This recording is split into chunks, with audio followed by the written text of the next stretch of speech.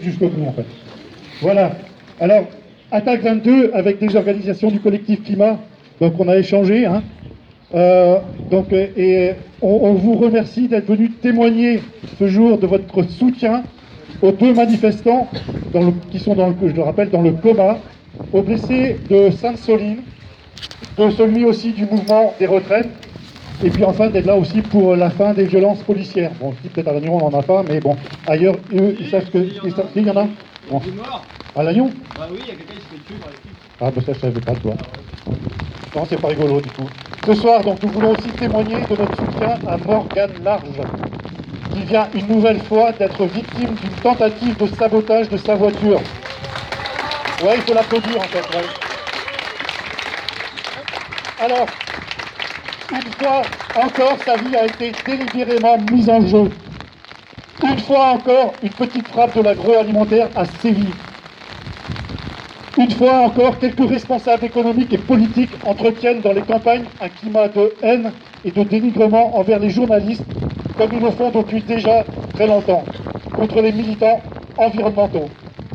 Une fois encore, c'est cette femme compétente, honnête, courageuse, tenace, qui est lâchement attaquée.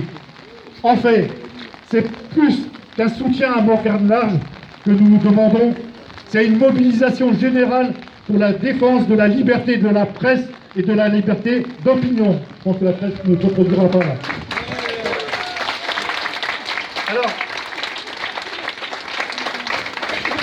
Alors, là, on tenait aussi à dire un petit peu ce que Morgane, elle dénonce. Donc on a pris ses paroles. On a vu tout de même des choses inadmissibles sur le territoire. Des menaces de mort visant des élus voulant accueillir des migrants à Calac. Des journalistes du POER ont également été visés. C'est une stratégie, visiblement. Le mode d'action semble être de plus en plus décomplexé. Alors, je ne sais pas si vous le savez, mais demain, elle donne une conférence de presse à Guingamp en présence d'autres journalistes ayant également connu des pressions. Alors, ce qu'elle dit là-dessus, j'essaie de défocaliser de ma personne. Je n'ai pas envie de devenir une égérie, le martyr ou l'héroïne.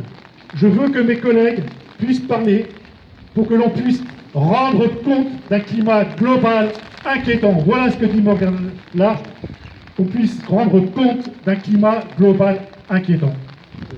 Alors, je voudrais rappeler ici que la Bretagne n'est pas une république cochonnière, parce que, allusion peut-être à bonne manière, cochonnière, et où les seuls intérêts des grands groupes alimentaires prévaudraient au mépris même de la vie humaine.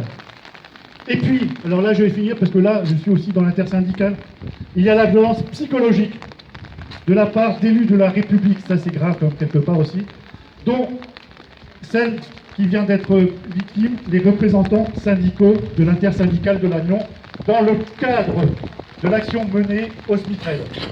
Vous savez, c'est le syndicat des déchets. Ils ont été assignés, donc Éric Robert, donc, le président du SMITRED, au tribunal administratif de Rennes. Ouais, vous pouvez dire où en fait. Hein. Là-haut. On s'est déplacé le lundi 27 mars avec le collègue Erwan Trézéguier de la CGT. Et la juge, qu'est-ce qu'elle a fait? Elle a prononcé un non-lieu. Alors, un non-lieu, pourquoi? Tout d'abord parce qu'il n'y avait plus de situation d'urgence, bien sûr. Et puis aussi qu'il y avait un accord qui a été signé par les partis. Alors, quand même une chose, le président donc, du SMITRED et les présidents des coms d'agglo qui étaient présents donc, lors de cet accord,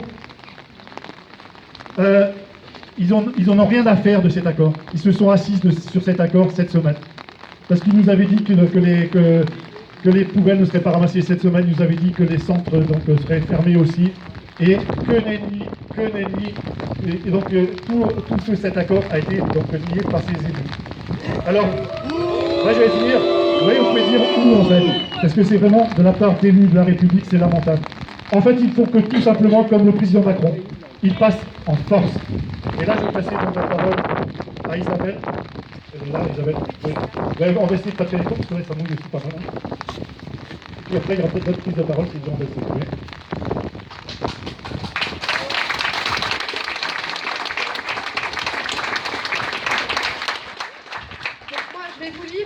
le texte en fait d'appel à manifester qui a été fait par les soulèvements de la terre et la Confédération paysanne pour appeler à venir ce soir dans toutes les préfectures et les sous-préfectures. La brutalité concomitante de la réponse d'État à la poursuite du mouvement des retraites et à la mobilisation de Sainte-Soline est en train de marquer au fer rouge l'histoire du pays. Elle appelle aujourd'hui à faire front ensemble. Face à l'inaction climatique du gouvernement, à son soutien intangible à des lobbies industriels écocidaires et à l'aggravation flagrante de la crise écologique, le mouvement contre les méga-bassines a ces derniers mois offert une crise. Si le peuple de l'eau, plus nombreux que jamais, a gravé des interdictions préfectorales est allé de nouveau jusqu'au chantier de la bassine de Sainte-Soline le 25 mars, ce n'était pas par vous inconsidéré du risque. Tout ce qui a été dit sur ces soi-disant motivations obscures des manifestants par Darmanin et consorts, avant et après la mobilisation, est à cet égard une profonde insulte à l'engagement des 30 000 personnes qui se sont rassemblées samedi. Ça colle. L'une a perdu un œil, d'autres se sont fait arracher la mâchoire au risque de perdre le pied. Deux sont toujours aujourd'hui dans le coma entre la vie et la mort. Comme à Malville face à la déferlante antinucléaire en 1977, ou à Sivins en 2014 face à l'éclosion des ZAD en divers endroits du pays, l'État français a choisi délibérément le 25 mars de se donner sciemment la possibilité de tuer. Ce 25 mars, le gouvernement Macron a tenté de faire taire un espoir politique par la mutilation de masse. Il a ainsi affirmé brutalement que la montée en puissance du mouvement de défense de l'eau ne pouvait qu'être considérée comme un affront intolérable à son égard.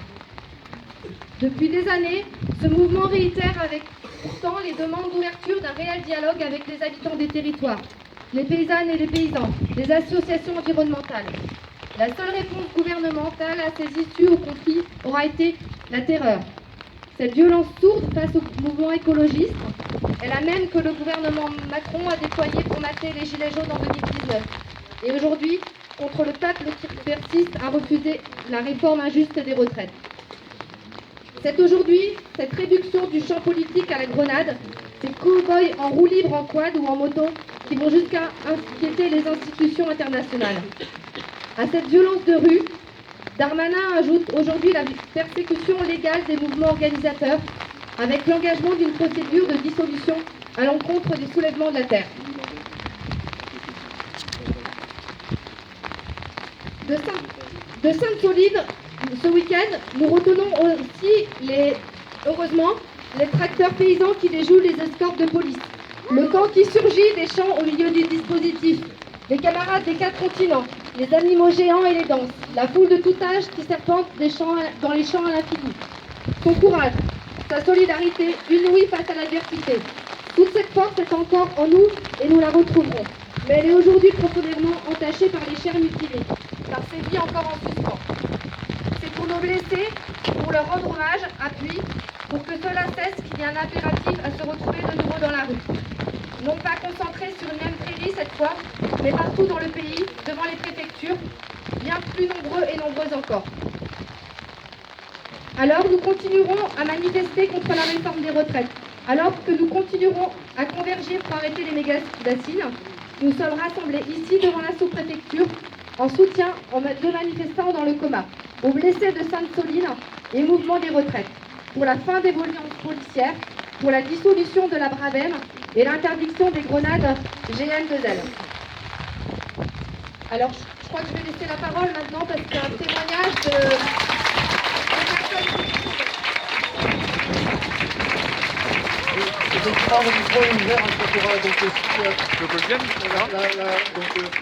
la députée Muriel Levrault qui a fait parvenir un témoignage. Il y a aussi, je crois, un collègue d'un syndicat solidaire qui veut dire quelque chose aussi. Et puis par ailleurs, si les jeunes ou les autres ont des choses à dire aussi, il n'y a pas de souci, le micro est ouvert. Qui commence? Vous battez pas, il n'y a pas de souci. Ouais, je veux bien, ouais. Ouais. Bon, allez-y. Ah, c'est pour filmer. Merci Alain. Ça marche? Oui. Donc c'est le témoignage de Muriel Levrault, députée des Côtes-d'Armor, donc qui fait partie de la commission de défense et des forces armées.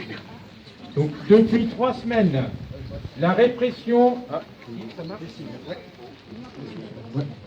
Donc depuis 3 semaines, la répression des mouvements sociaux ne fait que s'amplifier. Le passage en force du gouvernement concernant la réforme des retraites a créé un climat de contestation dans toute la France. Des grèves, des mobilisations, des blocages ont lieu chaque semaine dans les grandes villes, mais aussi dans les moyennes et petites villes. J'ai participé à des manifestations parisiennes, briochines et guingampaises. À Paris, la stratégie adoptée par les autorités est claire. NAS, gazage, arrestation arbitraire. En tant que parlementaire, j'ai le droit de me rendre dans les lieux de privation de liberté et je suis donc allé dans plusieurs commissariats suite aux arrestations la semaine dernière, puis au palais de justice. Seules 9 personnes avaient été déférées en justice sur les plus de 200 personnes arrêtées la veille. Cela montre bien que les arrestations sont arbitraires. On prend dans le tas pour intimider, des jeunes surtout, pour qu'ils n'y reviennent plus. La technique semble différente ici car les 5 personnes arrêtées à Saint-Brieuc la semaine dernière sont passées en comparution le lendemain et se sont vues prononcer des peines assez lourdes. 8 mois de prison avec sursis et 5 ans sans avoir le droit de manifester pour l'un d'entre eux.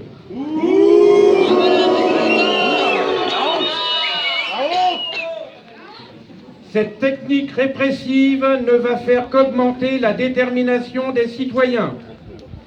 Et ils seront encore dans la rue le 6 avril prochain et ils ont raison de ne pas céder.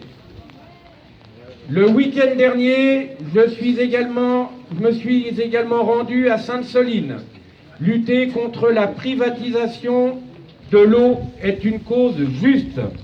Et nous connaissons toutes les problématiques de l'eau en Bretagne. Je n'y reviens pas. Ma présence à Sainte-Soline était donc légitime, n'en déplaise à certains. Je suis pour la révolution citoyenne, la révolution par les urnes. Je n'ai jamais prôné quelque violence que ce soit, chacun son truc. Et je me déplace donc quand une cause est à défendre. Et ce que j'ai vu sur place relève de l'irresponsabilité de l'État. Nous étions extrêmement nombreux à nous rendre sur le site de la bassine. Nous avons marché 6 km sans voir l'ombre d'un gendarme. Par contre, lorsque nous sommes arrivés sur site et que les plus déterminés ont cherché à approcher, nous avons subi une répression inouïe. Gaz lacrymogène, grenades assourdissantes, grenades de désencerclement, canons à eau, LBD puis les quads. Tout cela surveillé par drones et hélicoptères. Et là, les blessés se sont accumulés. Ils ont été écartés de la zone la plus tendue pour pouvoir leur prodiguer les premiers soins.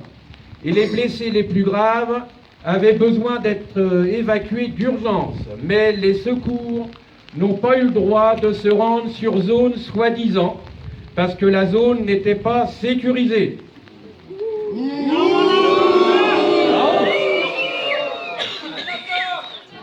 Les flics foutent la merde, le désordre. Cet endroit ne représentait aucun danger. Le seul danger émanait des forces de gendarmerie qui, avec les quads, se sont approchés de nous et qui, malgré la chaîne humaine que nous avions formée avec mes collègues en écharpe et des manifestants pour mettre à l'abri les blessés, nous ont tiré dessus sans sommation.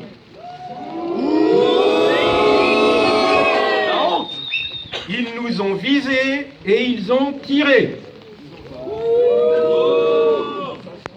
J'ai naturellement une pensée pour tous les blessés de Sainte-Soline, les manifestants, mais aussi ceux dont la mission était le maintien de la paix, mais qui manifestement avaient reçu d'autres ordres ce jour-là. Police, ministre de l'agro-business.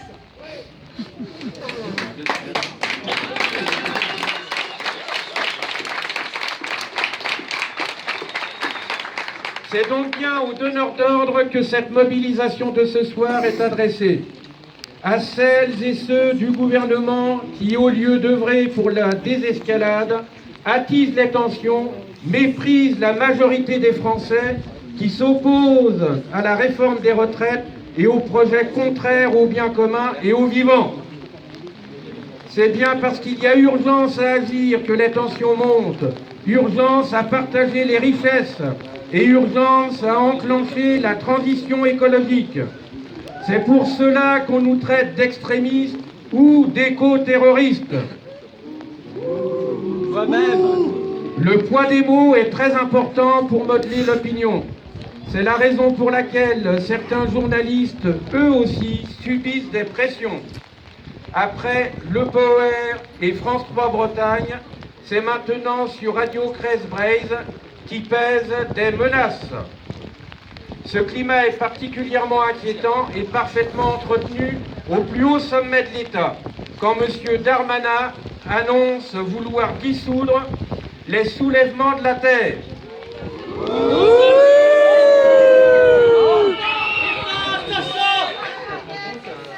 Ne laissons pas faire, ne renonçons pas à notre liberté de s'associer, notre liberté de manifester et à la liberté de la presse. Et pour moi, ce sera de façon pacifique. Voilà. Merci à vous.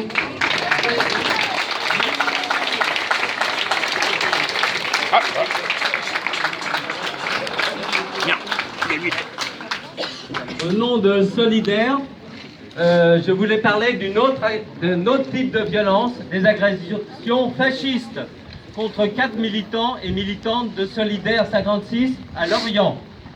Mardi 28 à Lorient, 4 militants et militantes de Solidaire, identifiés par leur chasuble syndical, ont subi une agression extrêmement violente. Plusieurs individus ont surgi et projeté du gaz lacrymogène poivre sur eux à bout portant.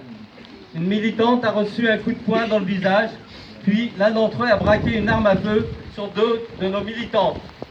Nos camarades s'en sortent avec plusieurs jours d'ITT et profondément choqués. Cette agression fasciste vient aggraver une situation déjà tendue. Donc nous soutenons ces militants et je voulais vous en faire part. En parlant de Darmanin, Darmanin a parlé d'éco-terroristes. Donc Darmanin lâche les chiens et il y a des chiens qui agressent d'autres militants. Je voulais parler de Paul François, qui est un agriculteur, un gros agriculteur charentais, qui a été intoxiqué par le glyphosate, qui a gagné contre Monsanto. Il a récupéré 11 000 € pour une vie gâchée. Bon, 8 000 €, c'est pas cher payé. Et il a été agressé par 3 individus chez lui. Alors qui est, j'en sais rien. Et Darmanin donne les ordres et il y en a qui exécutent. Et on ne sait pas qui. Donc la responsabilité de Darmanin, du donneur d'ordre, quand il parle d'éco-terroriste, un terroriste, qu'est-ce qu'on en fait? La réponse a été donnée par cette agression. Voilà.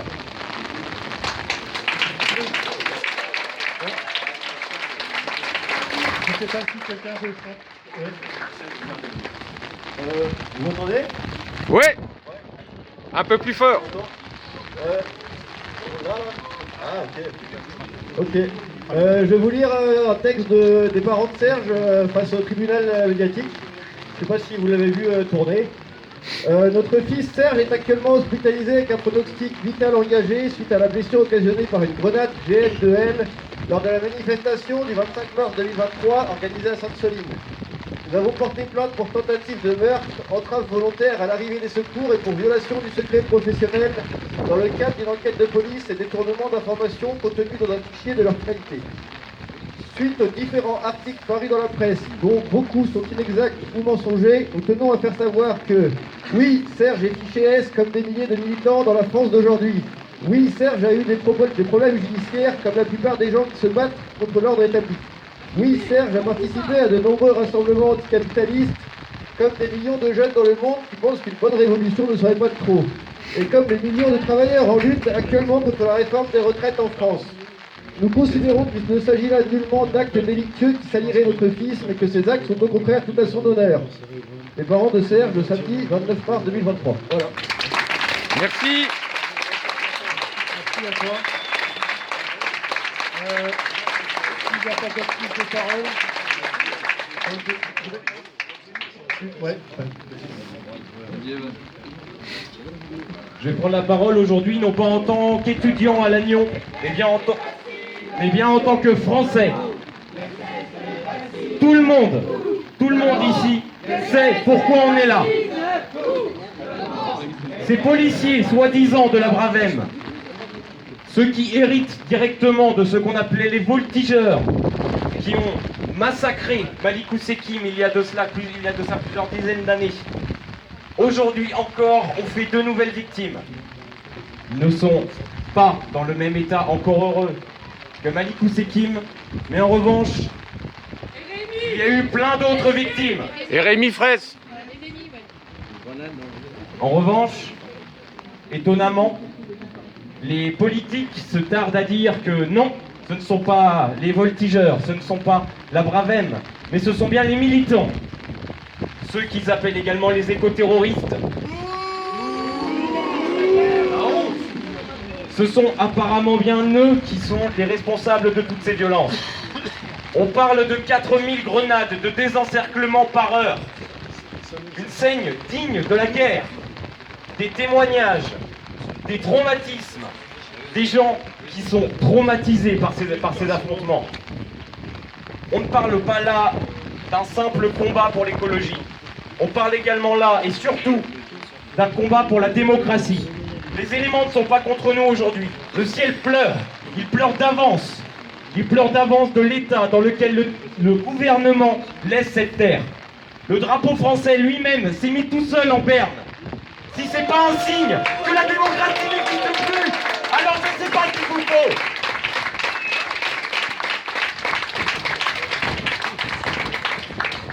Aujourd'hui, une fois de plus, en tant qu'étudiants cette fois, nous rappelons tout le monde, citoyens, citoyennes, travailleurs, salariés, peu importe, qui travaillent dans le public, dans le privé, qu'ils soient patrons ou bien chômeurs, nous vous appelons tous à la mobilisation générale, à la grève, et surtout à l'activisme, qu'il soit écologique ou social.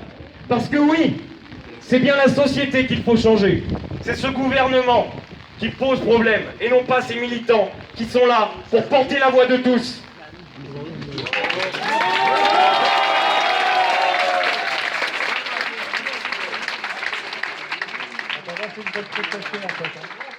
Alors, peut-être un petit dernier mot. Je pense que je vais finir là-dessus. L'eau, c'est la vie. L'eau, c'est la vie. Et là, je pense que la Vasa, si elle peut commencer à nous dire, je sais pas, quelque chose sur les bassines. Hein, vous étiez parti tout à l'heure, vous pouvez reprendre. Non, ils n'entendent pas. Tout le monde déteste les bassines. Tout le monde déteste les bassines. Tout le monde déteste les bassines. Tout le monde déteste les bassines. Tout le monde déteste les bassines. Tout le monde déteste les bassines. Tout le monde déteste les bassines. Tout le monde déteste les bassines. Tout le monde déteste les bassines. Tout le monde déteste les bassines. Tout le monde déteste les bassines. Tout le monde déteste les bassines. Le monde déteste les bassines. Déteste les bassines. Tout le monde déteste les bassines. Tout le monde déteste les bassines. Tout le monde déteste les bassines. Tout le monde déteste les bassines. Tout le monde déteste les bassines. Tout le monde déteste les bassines. Tout le monde déteste les bassines. Tout le monde déteste les bassines.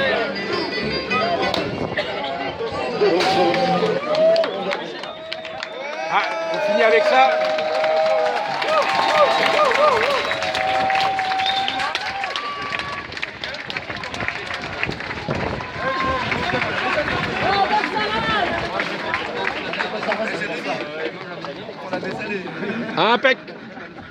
Comment vous allez passer la